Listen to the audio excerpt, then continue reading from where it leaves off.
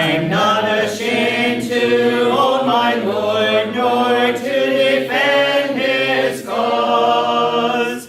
Maintain the honors of his word, the glory of his cross. Hello, I'm James Brown, and on behalf of the Eastern Church of Christ located in Toronto, Canada, I'd like to welcome you to today's edition of Walking Through the Bible, a podcast where we seek to study the Bible and the Bible alone. Please stick around afterwards for information on how you can contact us. But for now, please go to the book of Matthew, and we'll turn you over to Jeremy Dieselkamp for our study of the day. Thank you, James, and welcome to all of our viewers. This is the fourth lesson in our study of Matthew. Yesterday, we studied Matthew chapter 1, verses 1 to 17, discussing the genealogies of Jesus through Abraham and David. If you missed that episode, you can find it and all of our other podcasts on multiple platforms by going to one of the different sites listed on the bottom of the screen. Today, we're going to begin with Matthew 1:18 and read through verse 25.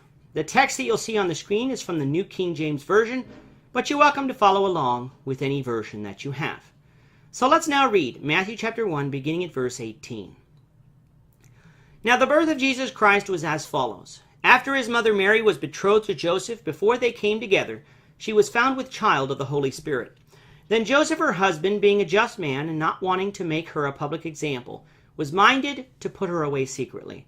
But while he thought about these things, behold, an angel of the Lord appeared to him in a dream, saying, Joseph, son of David, do not be afraid to take you Mary, your wife, for that which is conceived in her is of the Holy Spirit. And she will bring forth a son, and you shall call his name Jesus, for he will save his people from their sins. So all this was done, that it might be fulfilled which was spoken by the Lord through the prophet, saying, Behold, the virgin shall be with child, and bear a son, and they shall call his name Emmanuel, which is translated God with us. Then Joseph, being aroused from sleep, did as the angel of the Lord commanded him, and took to him his wife, and did not know her, till she had brought forth her firstborn son, and he called his name Jesus. In yesterday's episode, we studied the genealogies of Jesus through Abraham and David. We noted the differences between Matthew's account and Luke's account in Luke 3 and offered possible solutions to the differences. I'd like to quickly examine another issue people have, which is if Matthew's genealogies are complete. An astute reader of the Old Testament would notice that there are some kings left out. For instance, in verse 8 it says that Joram begat Uzziah. However, between Joram and Uzziah are Ahaziah, Joash, and Amaziah. Did Matthew mess up here? No, for if you notice, Matthew grouped his genealogies in 14s, probably so that it would be easier to remember by the people of that day. The Jews kept genealogies differently than we do today, choosing to skip generations that are not as important to the story that they are telling. The Jews referred to Abraham as their father, even though he wasn't literally their father. They were merely descended from him. Likewise, the term beget simply means descended from, meaning that Uzziah descended from Joram. Getting on to today's reading, we find Matthew giving us the account of Jesus' birth. Matthew decided to give us the account from Joseph's perspective. At the time that Mary was found pregnant, Joseph and Mary were betrothed. Betrothal in Jewish times was not the same as engagement today. Notice in verse 20 that Mary is called Joseph's wife. In those days, marriage happened in stages. After the price for the bride was agreed upon by the bridegroom and the father of the bride, the couple was then betrothed and thus legally married. They, however, did not come together, meaning that they didn't have sex. The bridegroom would go away for a period of time and prepare a house for him and the bride.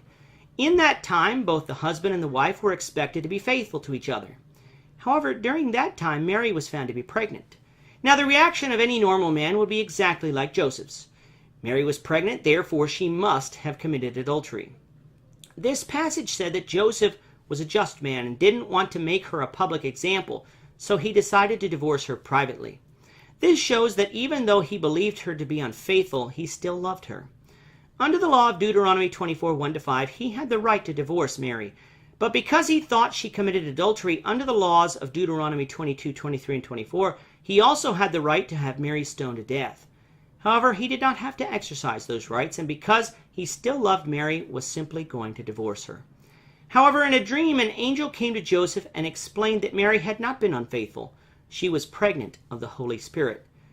He was to take Mary as his wife and was to call the child Jesus, for he would save the people from their sins. Now, we're not going to speculate on what we cannot know. What this means was that the birth of Jesus was miraculous in that he had no earthly father. This fulfills the prophecy made to Eve in Genesis 3:15, that it would be of the seed of woman that the Messiah would come. Matthew also says it fulfills a prophecy found in Isaiah 7:14. There, the prophecy was made to King Ahaz of Judah, and Matthew, through the Holy Spirit, applied that prophecy to Jesus.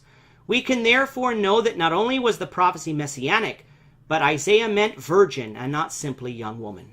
Joseph did what the angel instructed him and took Mary into his house as his wife, although they didn't have sex until after Jesus was born. With that, our time is up for today. Please join us, the Lord willing, tomorrow when we will continue our study of Matthew, beginning with Matthew 2, verse 1. Thank you, Jeremy. And to our viewers, we also thank you for watching. Don't forget to subscribe to our YouTube channel by clicking on the subscribe button below. Should you have a question or comment, please leave it below or email it to answerintheword@gmail.com. We'll try to respond to you as quickly as we can. We hope you'll join us, Lord's willing, tomorrow when we will be continuing on our study in the book of Matthew. Goodbye for now and have a great day. I'm not ashamed.